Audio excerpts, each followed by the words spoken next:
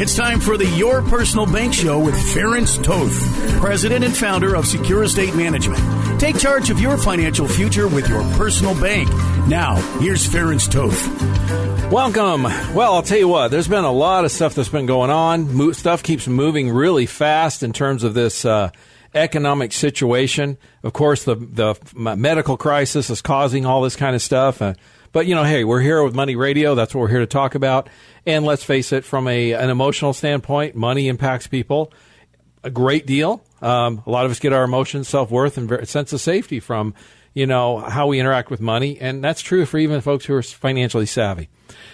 The thing is, as I was saying previously, I'm going to try to strike a balance of sticking with the facts from credible sources, from experts, if you will, and try to not paint a picture, but try to give you some information, cut through the noise to help you make intelligent financial decisions through this. The first article I saw that really touched home for me, and this was now a number of weeks ago, was This Time It Feels Different. This was very early on, and the financial crisis hadn't really hit yet. It was just starting. Most people were just hoping, I guess, or thinking this was be really short term and be over quickly. Of course, we saw a lot worse happen after that. But it does feel different. And my point is this. You know, the normal rules that apply to economics and stuff, some of them apply across the board, others don't. During normal economic times, normal markets. Occasionally, the rules don't apply, don't fit. And what I mean is, when you get into things like, you know, the dot-com bubble we experienced with clients and myself in 2000, and then 9/11 and all that, that certainly felt different. And we had a recession as a result.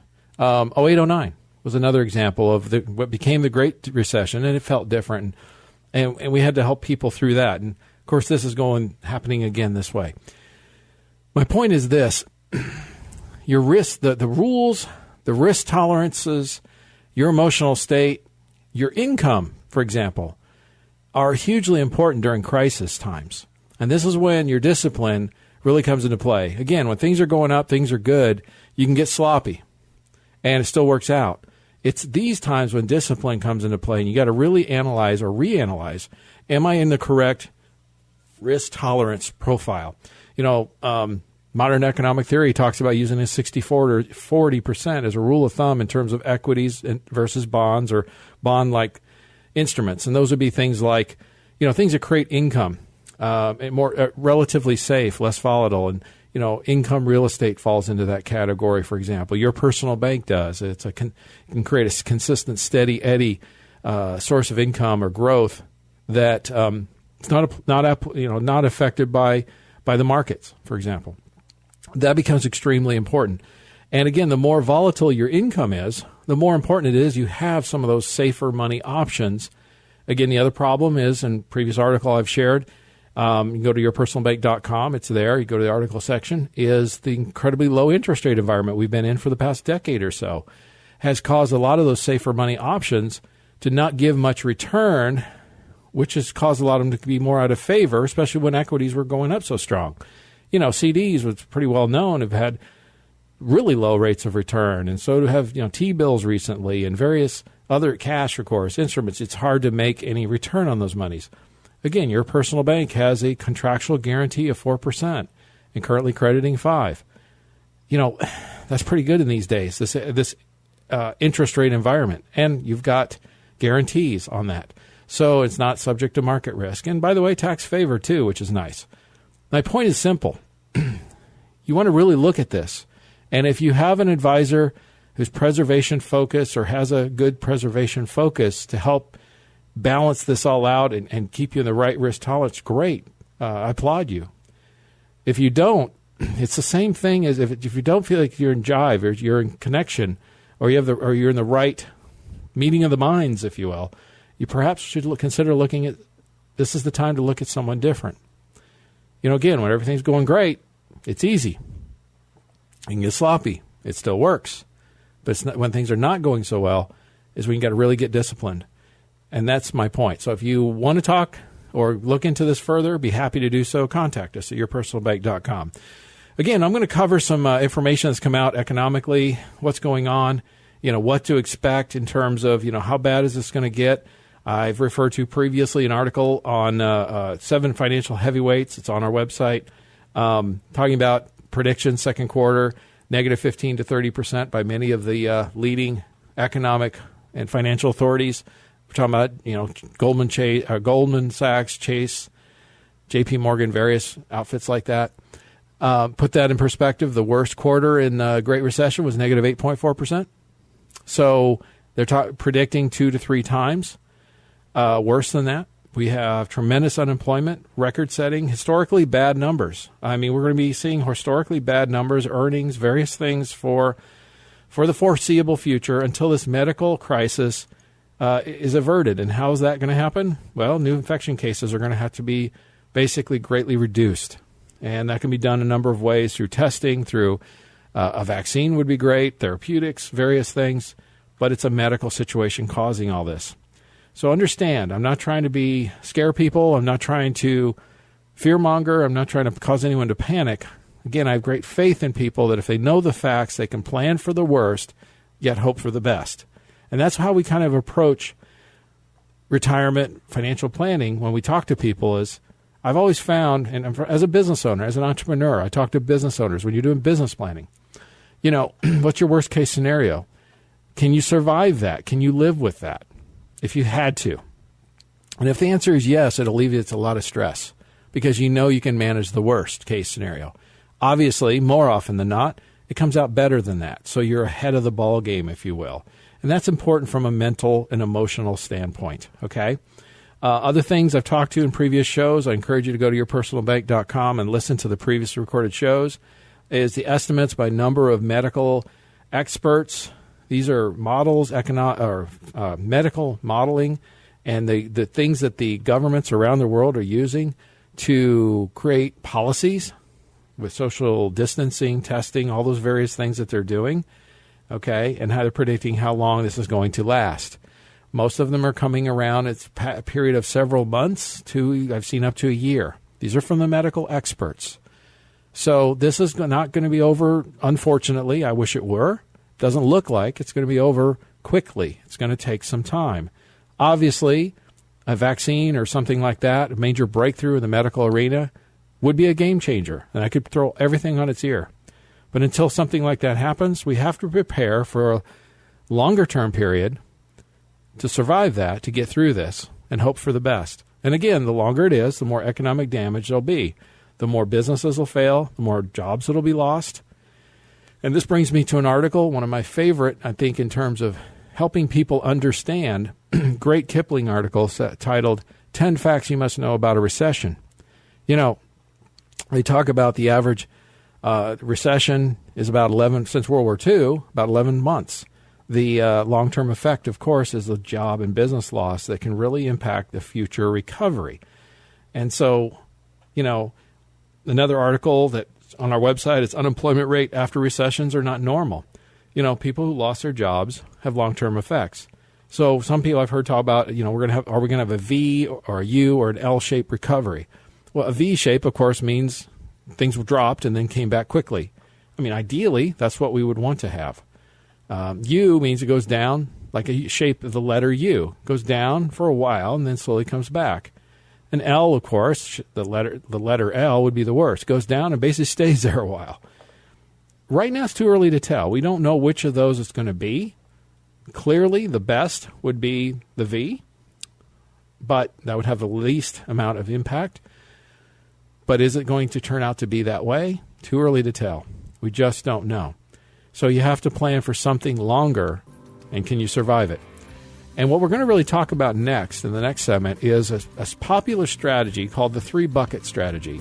And it's really about money now, money you're going to need soon, and money that you don't need till later, and how you can apply this 3-bucket strategy through this economic crisis, make some practical changes now to get through it, and then be ready to take advantage of opportunities when it's over. Stay tuned.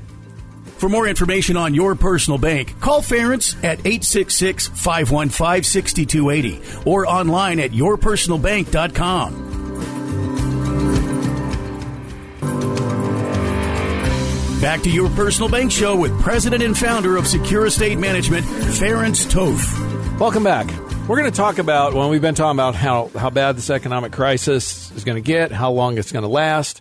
Listen to the previous segment. There's a number of articles. Go to our website, yourpersonalbank.com, that kind of answers those questions through a number of experts, in those fields. What I want to touch on now, though, is the 3-bucket strategy. And it's a popular one. It's been around a long time, and it'll help in dealing with managing money now and in the future. And that is, you think of your money in 3 buckets. The one is the now bucket. That's the immediate bucket, where these are monies you hear folks always talk about putting 6 to 12 months of reserves, cash reserves for emergencies. That's the bucket. So you take, what's your expenses? How much should you have in that bucket? It's pretty simple. What's your average monthly expenses? Not talking the extras, the basics, okay? And then you want to have 6 to ideally 12 months of that put away in something that's liquid, safe, and accessible. And it's just that simple. You want to easily get it in case the air conditioner breaks or the car breaks down or various things like that. Or you have a sudden economic or job loss situation or your business. This is money you can live on and live for 6 to 12 months to get through that period or the medical situation or whatever may occur to get to pick up the new income. Because folks, you know what it's about?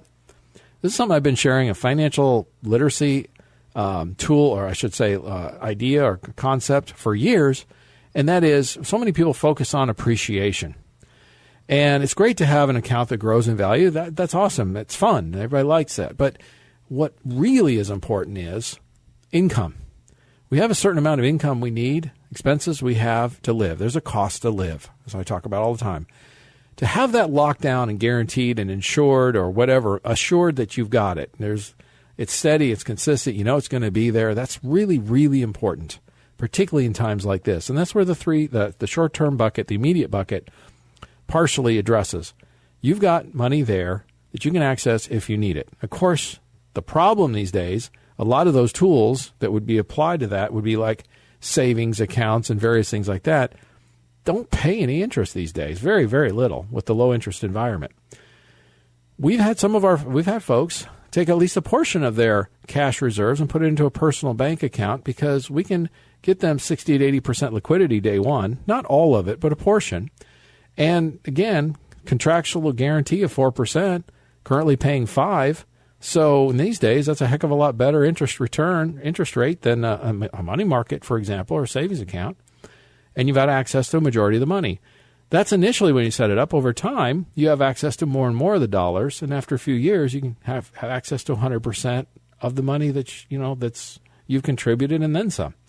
So it gives you a growth tool, consistent, steady, has some guarantees, and a decent rate of return, particularly these days. So something to consider. The soon bucket, or the intermediate bucket, is typically for monies you're going to potentially need in 1 to 3 or sometimes 1 to 5 years, depending on who you're talking to. That's typically your bond or bond type interest kind of accounts.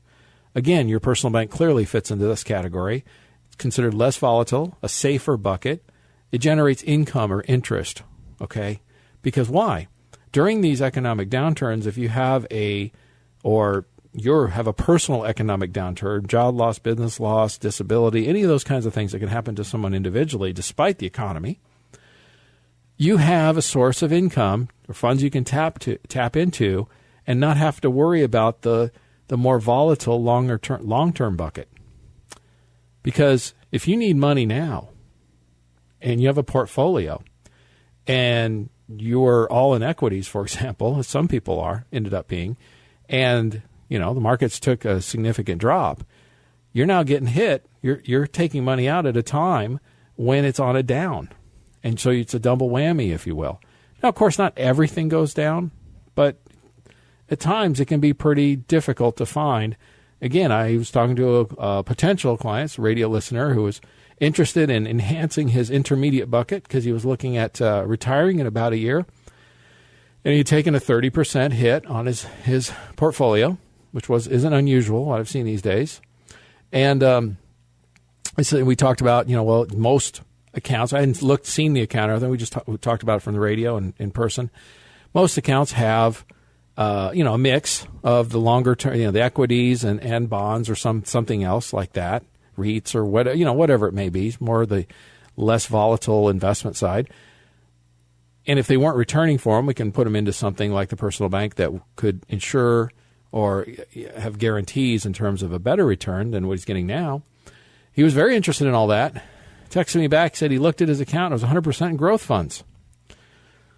Well, for someone a year away from retirement, planning to tap that money within the year and having it all in equities, well, didn't turn out to be a good fit, did it? And that's where that risk tolerance comes in. And again, people got away from it because we had an extraordinarily long, good economic cycle with a extra long bull market, the longest in recent history for sure, and kind of got away and let that run and got sloppy with their discipline.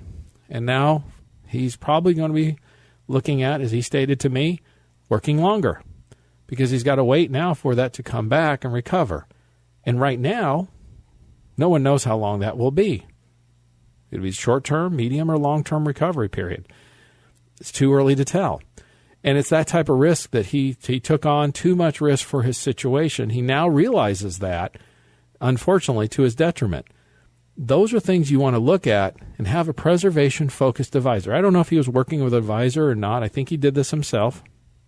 But again, this is where having somebody who has a preservation focus is so important to make sure that middle or intermediate bucket is operating correctly and to the maximum efficiency with the best financial tools available for that person at this time. You know, modern economic theory talks about a 60-40 split as a standard rule of thumb. So we're talking about 40% of a typical person's portfolio, and they even talk about nearing retirement or more conservative might be 50-50. So a younger person might be less. And, of course, everyone individually those numbers might adjust. Now, a lot of that depends on their emotional, mental position they're in, financial stage of life, and how secure is their income source. Those are all factors that are going to really play into factor what percentage or ratio should be in that intermediate, safer, consistent bucket versus the longer-term bucket that has more potential, more upside potential, but also more volatility. And that's what it boils down to. And so if you don't have that balance, then maybe not only you're dealing with the wrong financial tools for your fit, you might be dealing with the wrong financial advisor, or you need to bring somebody else on the team to handle that portion of it. Maybe you have a great advisor in the growth side and aggressive, that type of equity side. That's great. There's no reason you can't keep them, and you have a preservation-focused advisor also. We can come into play for that. I do that a lot with a lot of my clients. They have more than one advisor, and they allocate a certain portion of their portfolio to each advisor to do two different things. And then many times, by the way, it's two different specialties or expertise or focus. So it's not a bad option or direction for somebody who has a portfolio sizable enough to be able to do that, of course. But certainly it makes a lot of sense for a lot of people. That way you have somebody who's focused and expertise in each area. Because to be fair, it's hard to have expertise in all of the areas. The financial industry is very vast. It's no different than attorneys. Attorneys specialize in certain areas of law. Of course, doctors specialize in certain areas of medicine. The financial industry has gotten more and more complicated, certainly my 22-plus years, and continues to do so with compliance and rules and Dodd-Frank and all the other things that have gone into play. Who knows what's going to happen as a result of all this recession? Maybe. Who knows? It's certainly getting more complicated, not less. And to get somebody to specialize in an area of either growth or area of preservation is becoming increasingly important and wise to do. If that's of interest to you, I'd be happy to talk to you about it. Contact us at yourpersonalbank.com. And stay tuned in the next segment. I'm going to talk about some of the provisions for individuals, employees, and businesses with the new CARES Act. Stay tuned. For more information on Your Personal Bank, call Ference at 866-515-6280 or online at yourpersonalbank.com.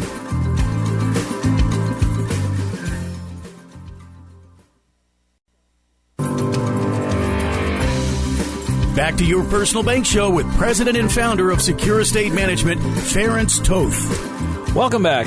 We've been talking about a lot of stuff today, talking about how economics, how they affect your money, all the different things that that we're dealing with today. And it's happened really, really quick, really fast. Last segment, I talked about the 3-bucket principle, about the short, immediate, medium, and long-term buckets of money. The best way to balance those, recommend if you missed it, go to yourpersonalbank.com, listen to the previous shows or previous segment even. And now we're going to talk about, I'm going to get into the CARES Act, but one other thing I want to touch on really quick before I get into that is, what can you do immediately? What are some steps you can do immediately to make sure, you've got your financial house in order, if you will. And again, it's having the money mindset, having, being calm, being rational, not being too high, not being too low. Fear and greed play into factor. Money's a very emotionally charged subject for a lot of people, but is a necessary thing that needs to be addressed. Again, check on your emergency fund. That's that immediate bucket I talked about. You want to make sure you have something there set aside for emergencies, okay? And if you don't have one, the more stable your job income is, the less need you have of one. But some people who thought they had stable incomes have found out recently their whole industry, travel, restaurant industry, for example, some of those have been decimated, okay? And they would never thought a few months ago that they would be there. But, look for companies that are hiring. There's, famously, Amazon is hiring through this. If you were in the restaurant industry, maybe shipping packages makes sense. You know what I'm saying? I don't know what it is, but there's areas of medical need, medical areas, food, things like that are certainly going to continue and going to need people. So there's areas of where you can find additional income or side hustles, if you will, to help make sure you got that emergency funds. Check your budget, cut everything you can. Everything that's unnecessary that you don't need, that gym membership, you don't need it right now because you can't go. Most places you can't go there right now; they're closed. So it's those kinds of things you can certainly cut back on. And I always say, plan for the worst, hope for the best. I like this article. There's an article here out of Forbes called 6 Money Moves you can make. It's a great article. Again, go to yourpersonalbank.com. You can look at it, download it. It's 6 essential money moves to make in uncertain times. One of the other ones they're talking about in here, which I thought was great, is create a ramen budget. Those of us who went to college, many of us that went to college, ate ramen noodles because we were poor, broke college students. I remember those days. Well, if you had to go to a ramen budget, what would it look like? In other words, what's your worst case scenario? Can you handle that? And understand, again, your triggers and meal plans and those kinds of things. How can you save money? You want to be steady. And in terms of, as an investor, if you don't have the funds and right now you can't do it. I always say keep doing it. Of course, that's better. But cash is more important right now than anything. Reserves are more important than anything because it's uncertain in terms of how long this is going to last. Again, especially if your income is uncertain. That's where it's really important to have those cash reserves. Folks that are 1099, commissions, and all those kinds of things, and in fields that are non-essential, those reserves are paramount, okay? If you're more of a government employee or you're in one of the fields where, the medical or food industries, those kinds of things that are booming right now, not as important. Also, your stage of life, your financial stage of life. Are you younger? Are you nearing retirement? If you've got assets that have lost value, but you don't need to touch them for 5, 10, 20, 30 years even, much less of a worry than a person who needs to tap those monies in the next, the more current, sooner, let's put it that way. Certainly the next few months or year or two or so could be of great concern. So that's why, one of the things I've heard always say, in that bucket, that third bucket where, your growth bucket, that shouldn't be money you need in the next 3 to 5 years at least. If you're going to need those monies in the next 3 to 5 years, pull it out of the bucket, put in the safer option. Number 2, use Personal Bank, Your Personal Bank if you like. It's a great tool for that. If you want more information on it, let me know. Be happy to help you. And like I said, modern portfolio theory states you should have about, rule of thumb, 40% of your portfolio there anyway. So we're not talking about insignificant amounts. That's the average. Everybody's going to be a little different, but that's the average that's recommended, okay? Also, do you have enough life insurance? I don't want to be morbid about things, but we are in a medical pandemic. That should bring to light the need to make sure if you have loved ones that are counting on you for income, is your insurance, do you have it? Is it up to date? Do you have disability insurance? What if you get laid up with this for a while? Those are things that need to be done. They're not fun. They're not fun to talk about. I get that. But they're necessities in life, okay? Your will of trust, you have that in place. By the way, we have attorneys. It's great estate planning attorneys. I had one of them on one of our previous shows, Ron Compton. He's one of the top trust attorneys in the state of Arizona. We've recommended clients to him for over 15 years, and he's done over 5,000 trusts for 4,000 to 5,000 trusts for our clients alone just in those 15 years. So if you need to look at that or update that kinds of things, absolutely do so. This is all in the article that I'm talking about, 6 money moves in uncertain times. And of course, lastly, I like what it says here. Get ready for the future. This crisis will end. No one can tell exactly when, but they will recover and there will be opportunities. You want to be positioned to take advantage of those opportunities. And one of the things I talk about all the time is that, again, if we're looking at the 60-40 bucket, that middle bucket, the intermediate bucket, if 40% of your money is in that intermediate bucket and it's not subject to market risk, like your personal bank tool, for example, it won't lose value. It'll actually grow consistently over time. And then when this is over, you could tap some of those funds to take advantage of buying on the lows, if you will. We always hear about that. Or whatever the opportunity is, not just the market. I'm talking about business opportunities. I'm talking about real estate opportunities.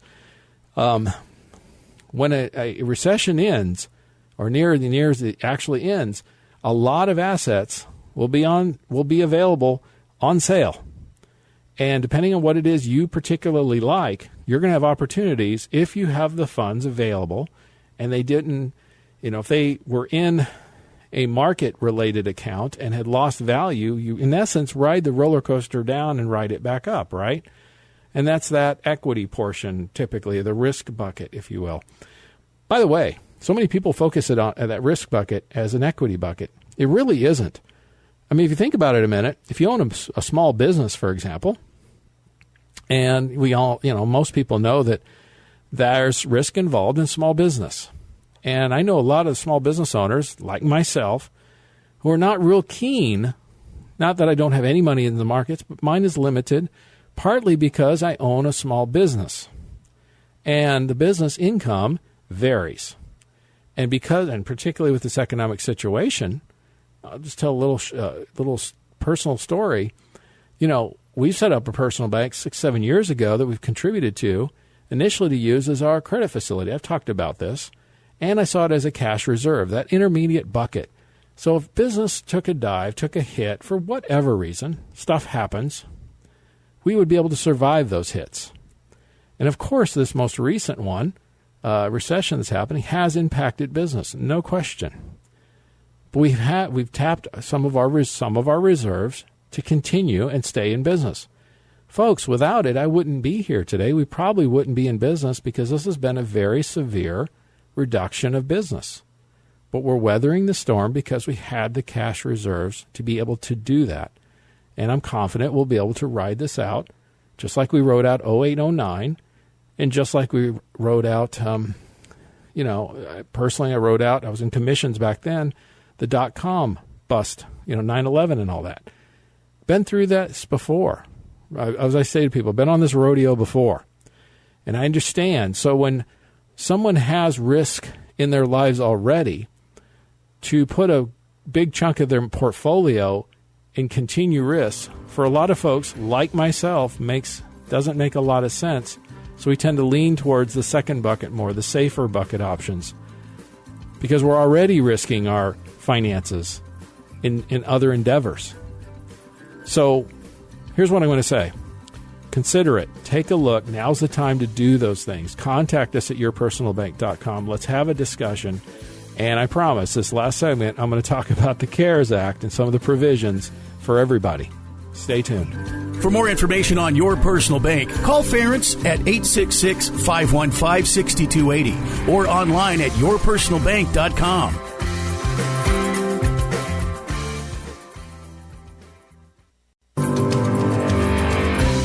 Back to your personal bank show with president and founder of Secure Estate Management, Ference Toth. All right, we're rounding third. I guess we can't watch baseball, so we'll listen to this, right? Which is important. Again, when a crisis occurs, people start to pay attention. And really, it's a time to reassess and look at your situation, where your risk tolerance is. This is where the rubber meets the road. You know, when you say, well, I think I can handle this much risk, but then when stuff happens, when you're having financial crisis because, for example, you're at too high of a risk position, that's when you know where your true risk tolerance levels are. So if you need to reassess that, relook at that, talk to a preservation-focused advisor, contact us at yourpersonalbank.com. Be happy to discuss that with you in your situation. Of course, we've been talking a lot about this economic crisis and medical crisis, how long will it last, how bad it'll get. Previous shows and segments, I've talked a lot about that with a number of articles. Go to yourpersonalbank.com, go to current news, you'll see it. Download it, pass it on. Great information to kind of make intelligent decisions. What I want to touch on right now, though, is in this last segment, is the CARES Act. This is the historic law, the biggest stimulus package in history that the federal government passed recently. And I've got some information from actually some of the best information I've got is, as many of you know, I'm also chairman of the board of a bank in formation, and one of our bank attorneys who focuses on small SBA lending sent this to me. It's not something I can really post on the website, but I've gotten permission that if somebody asks for me, contacts me specifically and wants more information on this, I can send or email this to them. And some great information on here. As most people have heard, they're looking at direct payments to individuals. Hopefully soon we'll be getting those checks, and basically it's going to be $1,200 per person, $2,400 for a couple, plus $500 for each child. So a family of four should be looking at $3,400 check. And again, that's based on individuals earning $75,000 or less, or married couples under $150,000, and then it scales down at $99 for singles and $198 for couples. Now, it's going to be basically based on previous income tax returns, 2018 or 2019, depending on when you filed. Also, the other big one is for a lot of people is the expansion of unemployment insurance. Basically, what they're doing is they're going to add $600 per week on top of whatever the state pays for unemployment, waiving a lot of the rules in the meantime. So if you want to go online, recommend you go online to your state. If you're looking at wanting or needing unemployment, they're going to add $600 or whatever that weekly amount is. It actually adds up to a fairly decent, it's over $20 an hour, comes out to in most states, some higher than that. And the idea is it's to help keep people from exposing themselves to coronavirus and being able to stay home, particularly if they've lost their job from their work due to coronavirus. The other things that have changed, typically there were a lot of rules involved with unemployment. Most of those have been waived, including the 1-week waiting period. 1099 employees, independent contractors, even sole proprietors, if affected by coronavirus or their business has been, will qualify. The extra $600 a week is going to be paid for 4 months, so basically through July.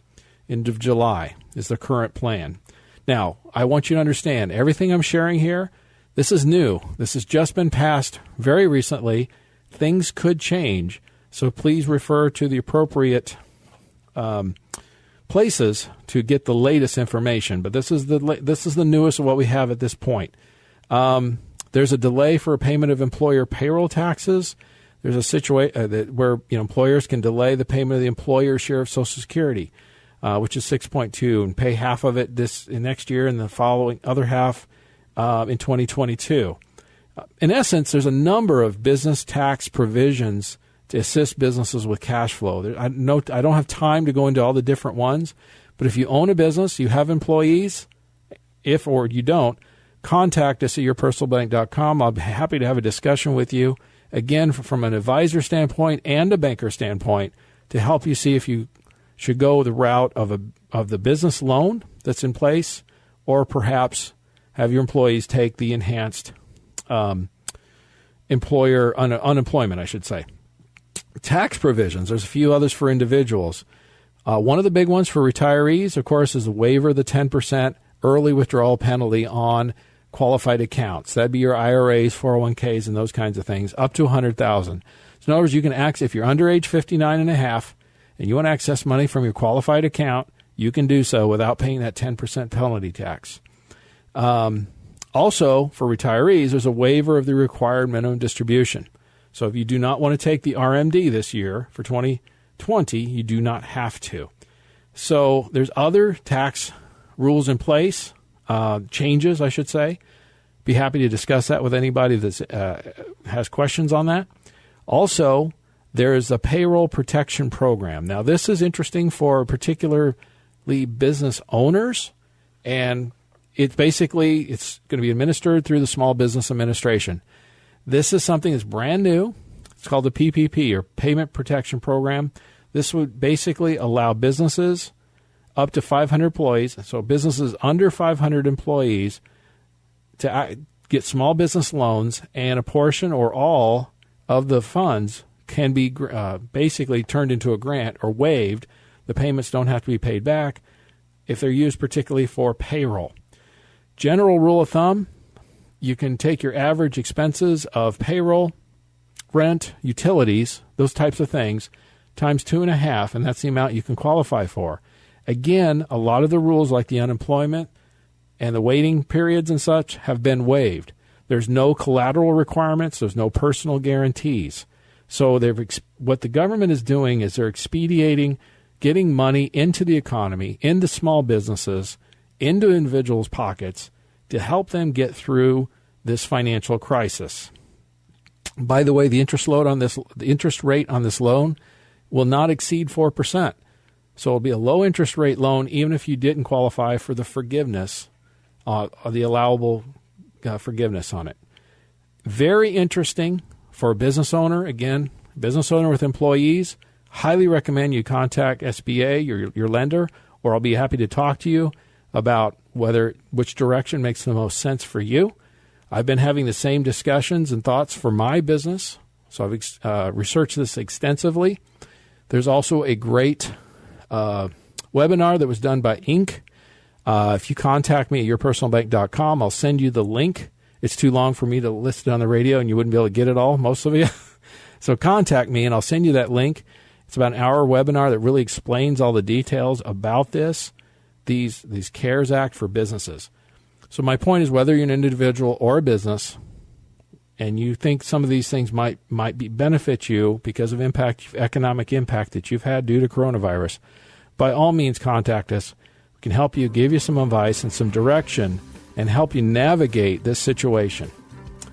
Like I was saying before, as challenging as this situation has already become and probably will be in the short term, it will at one point end. And the sun will shine, things will be good again, and we will look back on this as an experience where we learned a lot of valuable lessons. And I have faith in everybody. We'll get through this. So hang in there. Stay tuned every Tuesday at noon on Money Radio, 1510 AM or 105.3 FM, and we'll be sharing with you some more valuable information as we go forward. Talk to you next week. Listen next week at noon for more information on Your Personal Bank. Contact Ference at 866-515-6280 or online at yourpersonalbank.com.